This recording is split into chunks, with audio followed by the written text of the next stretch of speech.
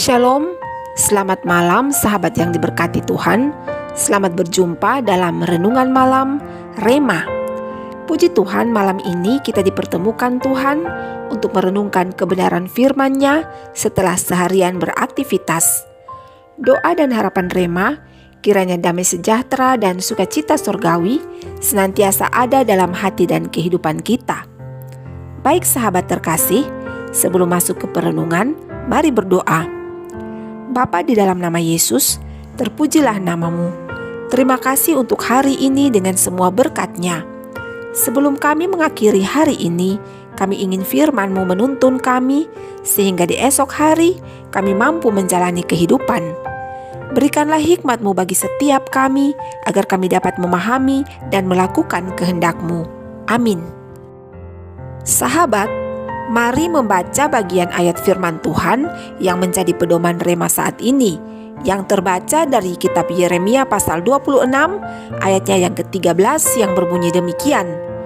Oleh sebab itu, perbaikilah tingkah langkahmu dan perbuatanmu dan dengarkanlah suara Tuhan Allahmu, sehingga Tuhan menyesal akan malapetaka yang diancamkannya atas kamu.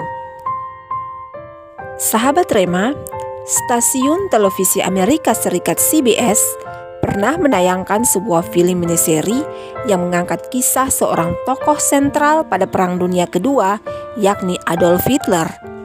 Film yang diberi judul Hitler, The Rise of the Evil itu menceritakan tentang bagaimana Hitler akhirnya bisa berkuasa di Jerman dan menjadi sosok yang menakutkan tidak hanya bagi orang Yahudi tetapi juga seluruh dunia.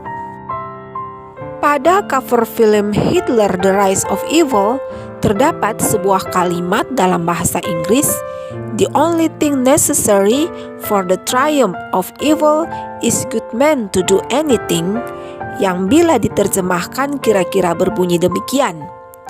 Yang diperlukan oleh kejahatan untuk berjaya adalah orang-orang baik yang diam saja. Sahabat Rema terkasih, Nabi Yeremia hidup pada masa ketika kejahatan sedang merajalela di Israel. Dalam situasi itulah ia mendapat tugas dari Tuhan untuk memperingatkan dan mempertobatkan bangsanya.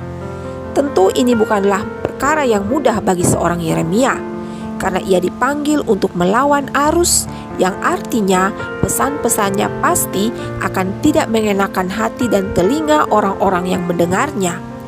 Ketaatan dan keberanian dari Yeremia ini adalah sesuatu yang perlu kita teladani. Sahabat, jika kita melihat hal-hal yang tidak baik yang sedang berkembang di sekitar kita, maka sadar atau tidak, itu adalah tanggung jawab kita sebagai umat Allah untuk menyikapinya. Allah menempatkan setiap kita pada lingkungan kehidupan kita masing-masing, pasti ada tujuannya, yaitu untuk menjadi garam dan terang bagi sekitar kita. Dan untuk menjadi garam dan terang, tentunya kita harus selalu berpaut pada Tuhan agar kita benar-benar bisa membawa perubahan.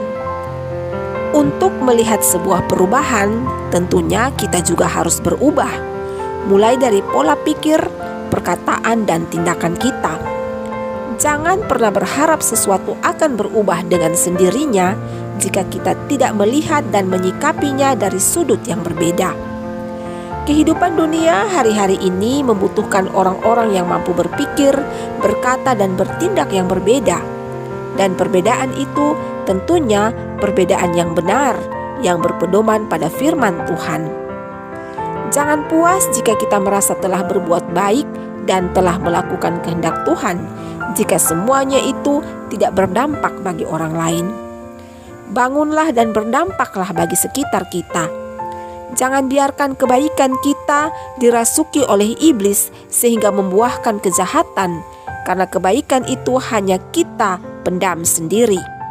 Sadarilah bahwa sesungguhnya kita adalah agen-agen perubahan utusan sorga yang bertugas untuk menjadikan dunia seperti sorga.